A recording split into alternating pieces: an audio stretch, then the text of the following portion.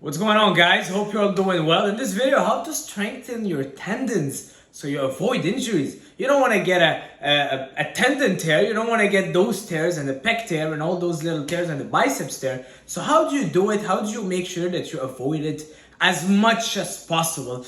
This video is going to talk all about that, all right? First thing first that I want to say, when someone is natural, the risk of getting those biceps tears and the chest tears and all those little tears is very much lower, because when you're enhanced, you gotta understand your muscles become so strong like Superman, but your tendons they don't get as strong as fast. All right, they do probably get a lot of improvement even from taking PEDs, but it's not the same as when you have those muscles that just grew like crazy. Well, the tendons need more time to catch up to it, and that's why a lot of people that are on PEDs, the risk of getting those injuries, we see them very often with the biceps tear or with a pec tear or whatever it is, all right? Because their tendon is not as strong as the muscle. The muscle becomes so strong, but not the tendon. So that now that this is out of the way, as a natural or as an enhanced, what is the best way to kind of keep your tendons strong too and stay as healthy as possible and avoid those injuries? This is all bro science that I'm going to share. I've been training for over 13 years. I'm a natural bodybuilder, and I'm just sharing what I think is to be true. And you know what? I really believe the power of bro science and experience. It's crazy. Today I was watching the news, and they were saying something that finally you don't need to, in the news, it was saying you don't need to wait after eating if you want to swim, because science at a certain point said you cannot swim right after you eat, because then you're just gonna mess up I don't know what. And a lot of people that never heard that science, they ate, they feel good, hey, let's jump in the pool, and they never really overthink it. And now the science is saying, well, finally it's not a big deal to swim right after the pool.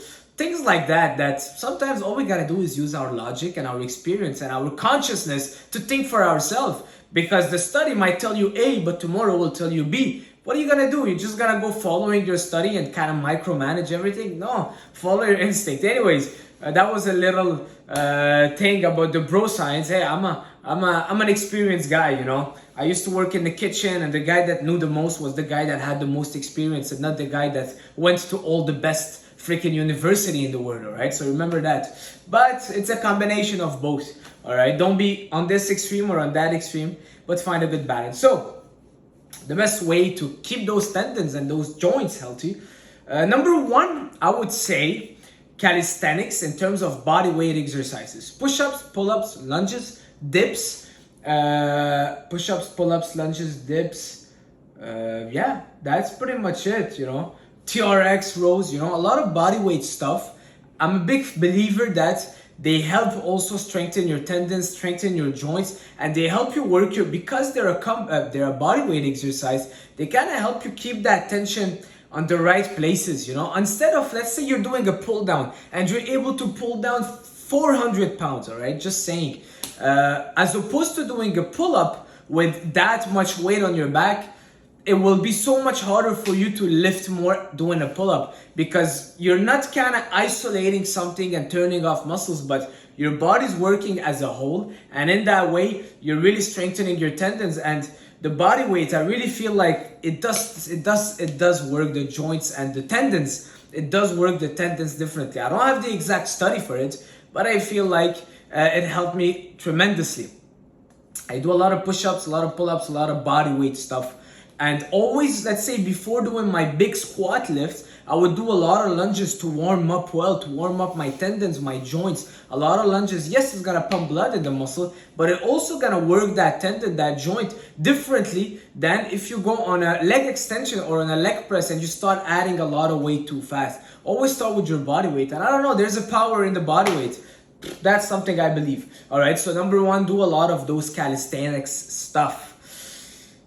Pull-ups, push-ups, dips, body weight squats, lunges, and so on and so forth. Number two, don't avoid the compound lifts and don't overdo machines. If you're always sitting on machine in your workout, what you're doing is you're isolating every single muscle. Let's say you're sitting on one of the most injury that I would see for the chest would be on the pec deck fly.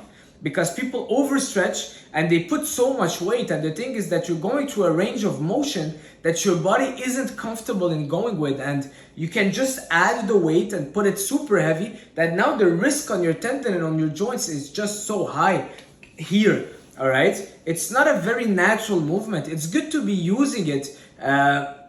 Even with dumbbells, actually, you'll have less risk of injury because, anyways, so don't overdo machines, because doing machines, you're isolating, you're making your body work as not as a whole. So you're isolating a muscle, and you can put too much weight, more weight that you can handle, which can lead to injury.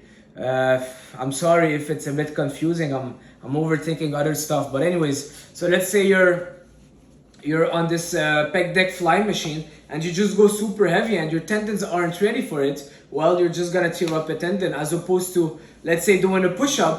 When you can't do any more push-up, you'll just fall on the floor. You can't just add a lot of weight to your body weight. You know what I mean? And the compound lifts too, the bench press too. I mean, you can't go super heavy on the bench press, but if you can't control the first rep, you will just not go as heavy, as opposed to machines. Machines is super easy to put too much weight on and think that we can do it. And you're working a muscle, you're isolating it and turning off other muscles, and that's where sometimes something can pop. All right, so that's number 2. Number 3 is don't overstretch. Don't overstretch. Don't overstretch. I repeat it all the time. When you're doing this pec deck fly machine, don't go for the full range of motion. Don't. Why go for the full range of motion? It's tendon here. It's all your tendon that is getting all that tension. And what are you gonna get? An extra 0.1% of chest stimulation? Stop right here. The risk of injury is so much lower. And go for a big squeeze. But going for that crazy stretch, you're just risking that tendon to pop every single time. If you've got 200 pounds like this and you're doing your flies, trust me, at a certain point you will be missing a bit of sleep and your tendon will just give up. It happens. I've seen it. All right, so don't go for a crazy stretch on your training, and don't stretch before working out. That's the worst thing. I see people training, freaking stretching before their workout. Worst thing you can do, don't stretch before training. You don't want to stretch a cold muscle. And even after training, just stretch a bit. Don't overstretch. People take so long in stretching. You do not need to overstretch. Sometimes if you're stretching and you're like, oh, well, I gotta stretch more so I can have more flexibility, that's not reality. That's not really the case. If you get more flexibility of stretching, it's because your central nervous system is basically turning off that feeling. But if you're lacking flexibility, it's because there's a weakness somewhere. It's not because you need to stretch. My traps are tight, stretch them as much as you want and massage them, they're still gonna be tight. If I don't strengthen my my traps are tight if I don't strengthen my lower traps. All right, that will keep my shoulder blades in the right position, and then I have less tension on my traps. But if I'm always like this and I never strengthen my lower traps, I can stretch those every day. I can go do physio, acupuncture, chiropractor, or osteopathy, or whatever it is, man. People are just going from place to place. But yo, brother, just strengthen the muscle that you need to strengthen, and you'll have less pain and you'll have a better range of motion. All right. So that's it. Don't overstretch. Don't go for the craziest range of motion, but just go with what you allow. Calisthenics and compound lifts. That's it for this video, guys. Hopefully you learned something, or if you didn't, let me know in the comment, and I'll see you guys soon. Ciao.